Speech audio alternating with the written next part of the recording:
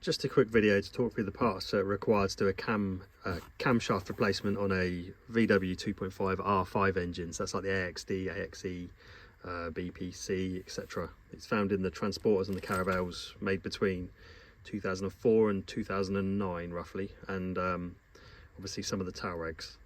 So main thing is the camshaft.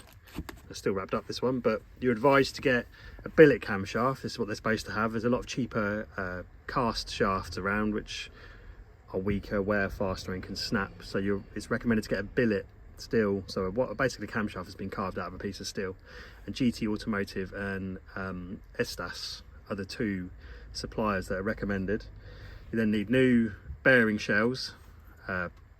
This particular brand I've bought is Glycoke, I'm recommended. New lifters, because these wear, so these are FAI lifters. These are heavy duty ones, supposed to wear better, but it's 10 of those, one per valve. Then new cap bolts, so these are for the rocker cover caps. They need to be torqued up, so they're torque to yield bolts, so you should replace them.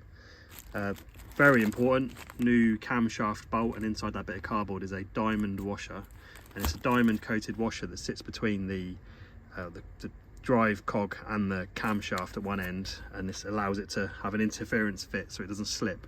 And this bolt is important because you're going to do it up to 150 newton meters, which doesn't sound a lot, but plus 90 degrees, so it's going to be very tight.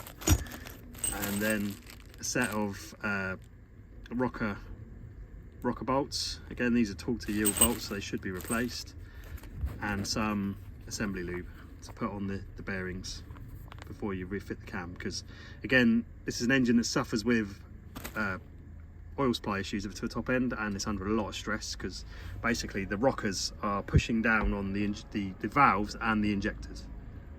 So yeah, that's about it really. I might do a video on actually putting the cam in, we'll see. Thanks for watching.